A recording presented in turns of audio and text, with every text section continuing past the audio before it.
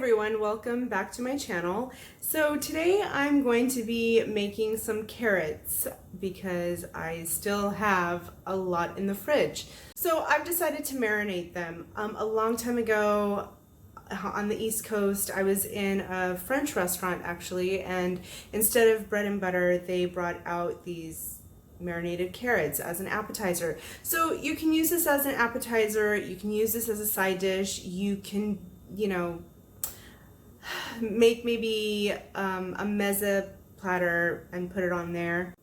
It doesn't take a whole lot of ingredients. I actually had everything in the cupboard, so I figured why not. Okay, so I have peeled and trimmed a large bunch of carrots.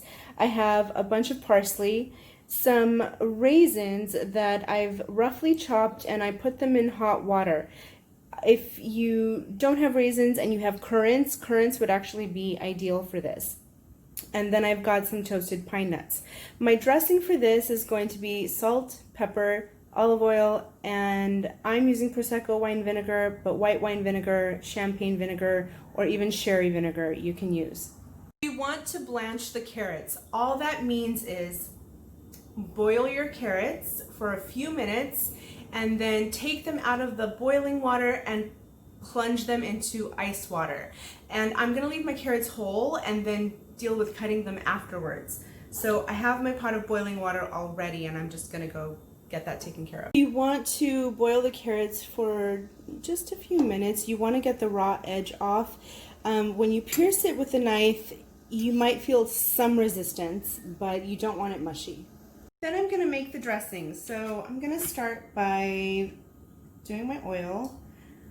I don't want this so acidic, so I might do 1 part oil and then just a little less than 1 part of the vinegar.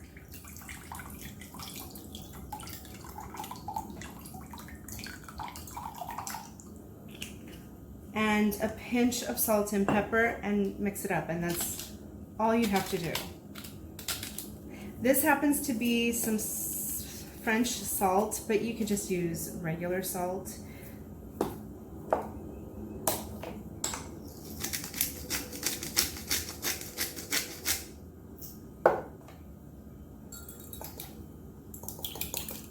And then I'm just gonna chop my parsley.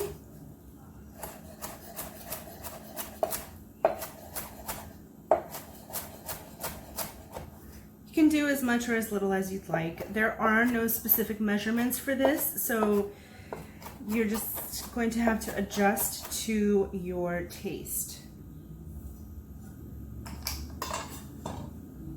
So I've gone ahead and pulled the carrots out of the boiling water and they're sitting in some ice water right now, and I'm just going to let them hang out there for a few minutes. So then once they have cooled down and you want to dry them off well with a kitchen towel, you want to slice them up. And it's going to depend on their size. You want something relatively that you can pick up with your hand if you were doing as a shareable, but or you can dress them whole. I just think it's a little bit more fun to do it this way. Into this, you're gonna add everything else. I went ahead and drained my raisins, dried them off. Just gonna add that. Add all the parsley. Add all of your pine nuts. And then the dressing, you can start slow and add more if you need it. Since this is just oil and vinegar, I did not put any mustard in here. As you can see, it's separated. So before you add this, just go ahead and whisk this again really well. And I'm just gonna add a little bit to start. And toss. You want everything to get coated.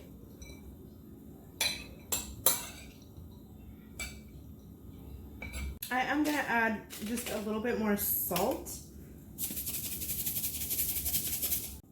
And I did add a little more dressing to coat this really well.